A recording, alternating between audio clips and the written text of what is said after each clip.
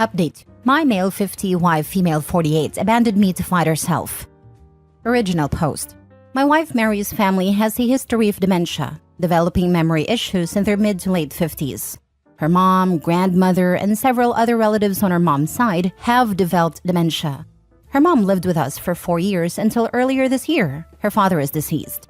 Our kids are independent and out of the house. Oldest is in her last semester of college, and our younger enlisted. The last 4 years were tough on us. Our kids. Daughter moved for college but moved back for a bit during COVID. And our marriage. Living with someone with dementia is brutal.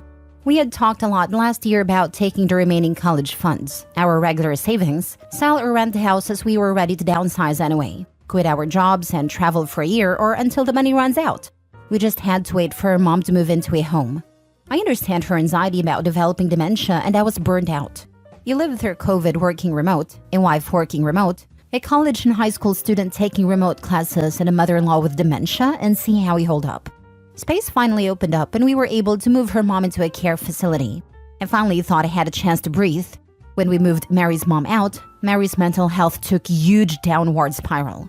I went from caring for her mom to caring for her. She felt guilty about putting her mom in home and had lots of anxiety about developing dementia. Our plan was to start our traveling summer 2024.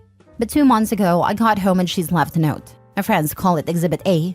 Basically, she was going on our trip without me. She had quit her job, took most of the savings, and wasn't sure when she'd be back. Maybe a year, maybe sooner. She knew I'd understand. Her location is turned off and my calls go directly to voicemail. I texted the kids a picture of the note. We have our own checking accounts for direct deposits for our paychecks, but we'd transfer most into a joint account to pay the household bills and savings. We both had access to main savings account. We have joint credit cards we used for household expenses. The 2 cars and mortgage are joint. We both also have our own small savings accounts, our own retirement accounts, equally funded, and our own credit cards for gifts and fun things. I closed all joint cards and accounts. I waited a month to see if she'd come back, hopefully before she spent our savings. After receiving only 1 text the first month, I went to a lawyer. She basically said there was very little to do right now, other than change the beneficiaries of my retirement accounts and life insurance. Yay! My wife gets nothing else if I die alone while she's having our adventures. It was only a month and there was no way to serve her papers. My lawyer advised me to keep paying the mortgage and the cars. The cost of trying to get a judge to approve the sale of joint assets was more than making payments. I didn't want to ruin my credit by letting one of our car get repossessed, but I can't sell it because she's on the title. I get random texts and she sporadically posts on Instagram. Of course, she has comments turned off. I want to block her so bad, but my lawyer advised me that it's better to maintain a communication channel that's not through our kids. Her last post was from Hawaii. She put in the comments how great a husband I was for letting her take this trip. I'm barely making it paying 2 cars, a mortgage, household bills, insurance, hoping there are no emergencies because I have no savings. And she's enjoying our trip? F her. I'm so mad at her. I helped take care of her mom for 4 years, and her when she fell apart after her mom moved into a memory care home, and she returns the favor by abandoning me? I'll never get to take this trip and have to put off retirement. My only solace is the kids are mad at her too, but they'll probably forgive her eventually. Double F her. I'm no fool. She's hooking up with guys. She looks good, so she'll have zero problem getting men. I texted her and asked if she was sleeping around. A week later, she responded that she wasn't. Sure. So I'm drinking alone on a Friday night and she's somewhere. Probably on a beach, enjoying life. Triple F her.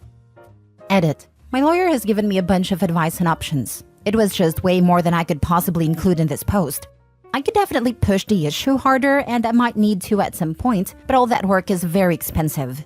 Finding her, serving her, getting a judge to sign off? That's not cheap. I'm following up soon and I plan on talking about the savings and my finances. Until I paid all the bills and realized how little was left, it didn't hit me that I'd had to worry about money. Now for the top advice before reading the updates. Thanking you for letting her take this trip is basically her saying, when I get through living the single life, I'll be coming back to the comfort and security of married life. When she returns, I'd say, welcome home. Here are your walking papers.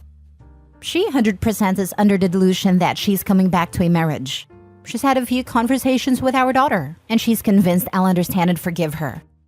Tell your daughter to pass along the message that you're filing for divorce for abandonment and see if this gets you some traction. I don't generally like the idea of going through kids, but they need to have your back on this. Maybe even tell her they'll cut her off as well if she keeps doing this to you and the family. Maybe even start posting about how she's living the good life and letting your friends and family know what kind of pickle this has put you in. Everyone probably assumes you're on board if you're not purposefully driving the true narrative. She only hears what she wants. I asked her to send me an address to serve her papers. She only told me that we'll work it out when she comes home. The hell we will. My daughter tells her all the pain she's causing, but she just says that she only has 5 to 10 years left until she gets dementia. It's impossible to know if she'll even develop dementia, but shouldn't she be spending this with her family? Yeah, you'd think she would. I still think that controlling the narrative online is necessary. There will be fallout resulting from the divorce if you don't get out in front of this, informing people she actually knows other than strangers on Reddit. She will make herself to look like she's a victim of a deranged and bitter husband. I think you'll get the most mileage by applying pressure through friends and family in a court. I know court is expensive, but you're going to pay one way or the other. You might as well take the hit now. Also, I bet a PI with good internet sleuthing skills could help you find her much faster than you think. She has to be leaving a digital footprint since she's still posting and using her phone. It's amazing what you can find out about a person if you know how to look for the information. Now for the first update half a month later. I'm feeling much more positive now that the financial situation has become a little more manageable. Basically, I'm running up debt that will get paid off when I sell the house. Even with lawyer fees, I have 6 to 8 more months before I have to worry about money, assuming there are no emergencies. My friend's wife gave me some good advice. Don't go from being a hero to a villain in your kids' eyes. How I talk about and treat my wife will determine my future relationship with my kids. I don't care about my wife, but I don't want to make her a sympathetic figure or drive them away from both of us. I followed up with a lawyer. Basically, she said we're going to have her pay back the savings she took through a reduction in her share of the assets. Any division of assets will include the savings she took. She'll also have to repay the money I spent maintaining the household while she was gone. There is plenty of equity in her share of the house and her retirement plans to cover that. She said that our finances are so intertwined after nearly 25 years of marriage, my wife is going to get some share of the assets. Best cases, she agrees to the terms of the divorce, and it's relatively cheap and quick. Otherwise, it gets complicated and expensive. She gave me a lot of options and how much I can expect to spend, so I decided to just mostly wait. I got a couple of credit cards with promo rates for purchases and transfers that gives me breathing room and I can conserve cash. I'll just pay them off when I sell the house. Now that my financial situation is less stressful, I'm actually enjoying her being gone. I'm free to do whatever I want, whenever. I don't have to cook or clean or take care of anyone. The house is quiet for the first time since I can remember. I loved my wife, but her mental health weighed down our marriage. On balance, it was worth it until now. The first month or so, I expected her to be there whenever I'd get home. When someone was at the door or if I heard noises, I'd think it was her. I'd check doorbell cam obsessively. I'm not looking forward to her returning, but when she comes back, I'll have to deal with her. The divorce, getting the house ready to sell, dividing all our stuff, finding a new place to live. I'm hoping she'll stay away until after New Year's, but my daughter said she thinks her mom will be home for Christmas, either to stay or visit. My lawyer will have papers ready to serve her. Hopefully she'll just agree to the terms and continue her travels. People had some great advice, renting or selling the house, which is not really feasible right now, since I'd have to fix some stuff and get it ready to sell/rent. Since I need a place to live, the amount I net each month, rent to mortgage to rent on a new apartment to storage unit, it's just not worth it. My kids' rooms are still full of their stuff, and I don't want to spend the time and effort to clear them out and put them in storage. Getting a HELOC. This was great advice. I didn't realize I didn't need both people to get a loan. If I need more money, I can go this way. In the short term, the promo rates on the credit cards were cheaper and easier than getting a HELOC. Serving my wife divorce papers or getting a divorce in absentia. This is something I might need to do eventually, but the cost in lawyer fees goes up exponentially in cases like this. I'm comfortable just waiting for now. Look at a phone bill to see where she's at and possibly going. I did look at her usage. I did notice that she doesn't post on social media until after she leaves a place. When she posted about Hawaii, she made a call that day that originated in LA. She posted about a cruise and I figured out the dates. Tried to serve her at a port possibly, but it ended a couple of days before she posted. She tried adding international calling to her line, but I blocked it, so she removed her phone from our account. Oh my gosh, I'm infuriated on your behalf. The audacity of, my husband is so great for letting me take this trip. The petty in me hopes she'll be home for Thanksgiving because I want her world to explode. She's told her family she won't be home for Thanksgiving. Nobody told her my daughter and I are spending Thanksgiving with her family though. She can see the posts of us having a good time without her. That's petty revenge that doesn't hurt anybody. I love to see it. Your friend's wife gave you some really solid advice. Use this time while she's away to create new routines and traditions with your kids. Spend quality time with them. Encourage them to be open and be honest, within bounds, with them in return. Things will get rocky when she returns. Use this time to your advantage. And I'm glad you're feeling better. I hope you continue to heal and emotionally detach so you won't get pulled into her BS when she returns.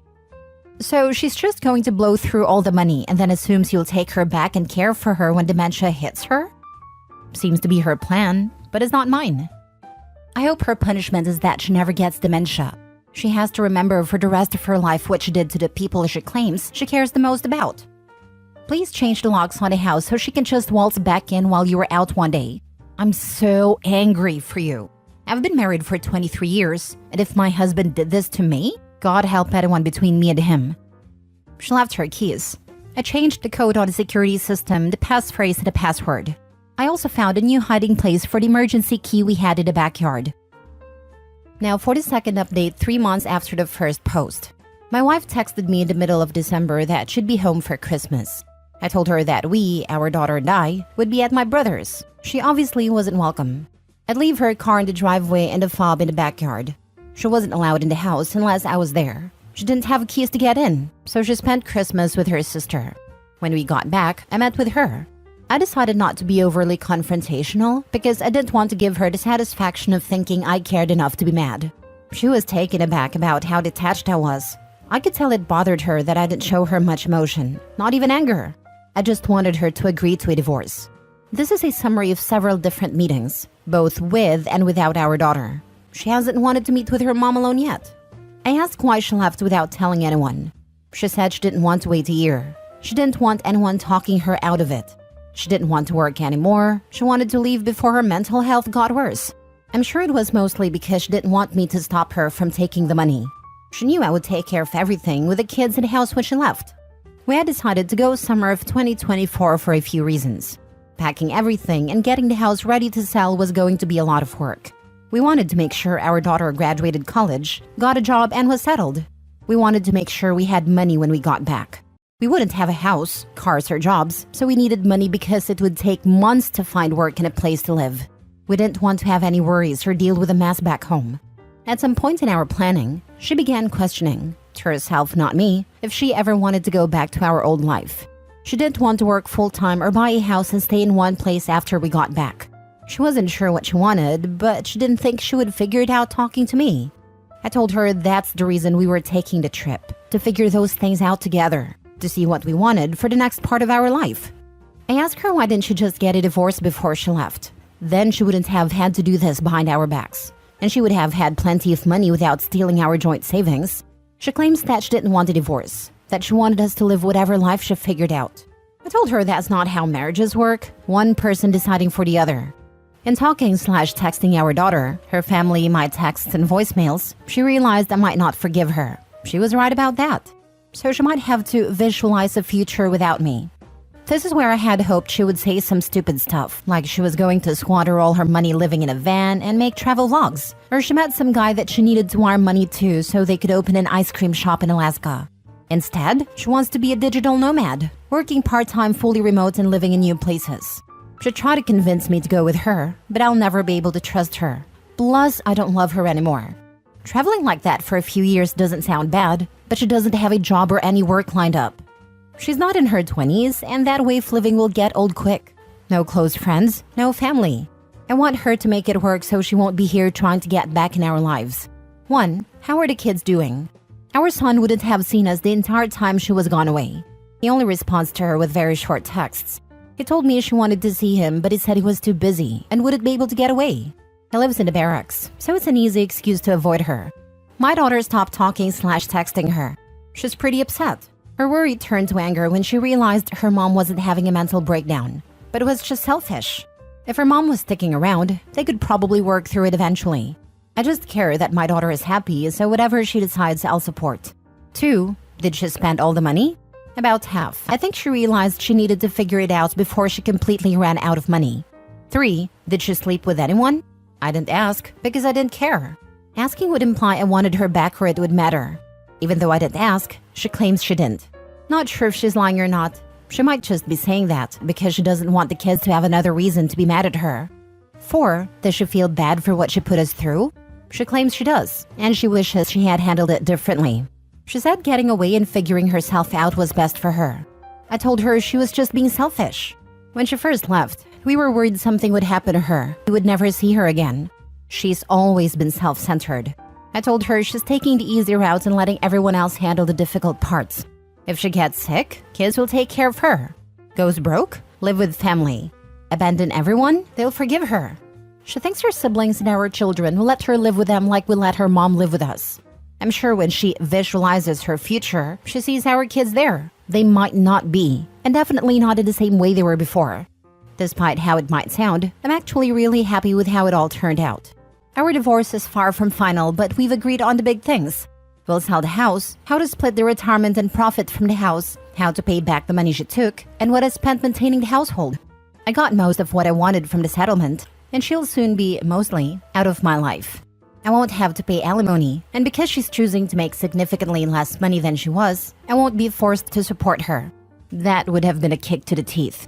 She isn't my responsibility anymore, and I won't have to care for her if she does get sick or goes broke. I figured I'd start dating again. I didn't realize a 50-year-old man with children out of the house, a good job, and in decent shape would be a catch. I'm not fighting women off with a stick, but I've had a lot more interest than I expected. It's been kind of nice meeting new women. I've worked out the numbers and I'll be doing pretty well after everything is settled and I only have to support myself. Not where I wanted to be. 50, getting divorced and using Reddit as free therapy sessions. But I'm happier now that I've been in a while. I'm even planning a little vacation of my own. Thank you to everyone that has responded and reached out. It meant a lot. I predict she'll be back when she starts having health problems or runs out of money. It only took her a year to burn through half of your life savings. She'll burn through whatever she gets from the divorce before 5 years are out. I know some actual digital nomads. All of them are highly skilled in some sought-after tech field, are famous media personalities, or as workers. If your soon-to-be ex-wife isn't any of those, she'll soon be run to ground somewhere. People this selfish can literally not conceive of a world where they're not the main character, and everyone drops everything they're doing to help them. I give her a few months after the divorce is settled and family has dumped her. Once she realizes that she's not the main character, she'll want to go back to OP so she can have her old life back. Nope. She might be able to convince herself she doesn't care that he won't forgive her, but there's no way she's going to be happy being cut out by her kids and the rest of her family, if that's how things ultimately pan out. All she could do is go and party around the world for a couple months and steal the money her and OP had saved together for herself. I'm sorry you have had to deal with this, OP. You handled this about as well as anyone could have expected under the circumstances. You are a good man, and your family will forever know that when the chips were down, you put them first and she didn't. There's no walking that back no matter how much she begs or tries to explain herself. The only reason she's not admitting to sleeping with someone else while on her self-discovery was how it would make her look to friends and family. Knowing this will blow up relationships with the kids especially. She still had a small glimmer of hope for not getting divorced as mentioned above, until you shut it down. And most importantly, how is grounds for divorce and repercussions in said divorce depending on where you live? There is virtually no way for a person to rediscover themselves, and the process not also involve their genitals. Either way, whatever she says can't be trusted. Sir, you are a catch. For your information, don't date anyone under 30. Cheers to a new life. I just recently got everyone out of the house. I'm not dating anyone that has young kids or wants kids. Not that it would matter if they did. I took care of that a while back. Last story. Am I the a-hole for telling my ex that it is not my responsibility to help her? I, 31 male, have a set of twins. Violet, 16 female, and Onyx, 16 male, with my ex Trisha, 31 female. We were the definition of trailer trash. We were addicted to hard substances and dropped out of high school. Her parents had 8 kids in a 4-bedroom trailer, so we couldn't live with them, so we lived with my mom. There was DV on both ends, but because I was 6'5", I was always the problem. 2 years after our kids was born, Trisha called the cops on me when we were high and drunk. They found hard substances on me, and I got locked up for 6 years. Trisha moved on immediately with a guy from the trailer park. Her boyfriend didn't want the twins with them, so they stayed with my mom. I'm so glad she wasn't vindictive and brought the kids to see me every Friday. During my time in prison, I got clean for my kids and also got my GED and associate's degree. I read a lot of science books and fell in love with physics. So once I got out, my mom helped me out while I finished my bachelor's in mechanical engineering. I moved my mom and kids out of trailer park into a nice house in the suburbs once I had a decent job. My ex took the kids one weekend a month, even though her now husband still didn't like my kids. Fast forward to now. I bought my kids cars. My son took his when he visited his mother. The next day, my ex called me demanding I help with her kids. She explained that they're struggling and her husband's oldest daughter is now complaining about not having a car. I told her she's not my responsibility, and neither are her kids. She said that she'll cut my kids off if I don't give her what she wants. I explained that I don't care, and she'll be better out of our lives. Later, my kids told me about a text they got from their stepsister saying they're being horrible siblings. Their mom then sent them a text asking if they could sell the cars. And when they said no, she flipped out saying she's going no contact and that she didn't raise them to be greedy brats. My son sent laughing emojis, while my daughter sent race. She texted me some more junk saying if they starve to death, it's my fault. My ex is a horrible person, but her kids didn't do anything. Should I give them some money? Now for the top comments. No. Heck no. Good on you for turning your life around. Your mom and kids must be so proud. Not a-hole. Bold assumption from OP that any money would go to the kids. Not a-hole. However much money you give your ex, it will never be enough. Let the trash take itself out. Stay away from her and her other kids. Exactly. The ex saw that OP had enough money to buy his kid a car. The first thing she thought was, he has enough money laying around to give to me. It never is enough money. My mother-in-law is like this, and luckily my wife realized it on her own after a couple years. My mother-in-law could be making $10 million a year, and she would still find a way to spend it all on stupid stuff. Always a victim, always struggling. Get a lawyer, get full custody, block her and everything. Her kids have a father. She needs to get up his butt about it. Not you, not the a-hole. Full custody and child support from deadbeat mommy. I don't know. The dude's making a healthy chunk of change as a mechanical engineer. If he doesn't need the money, I'd skip that part. The whole point is to cut the woman out of his life. Child support would require regular contact with her.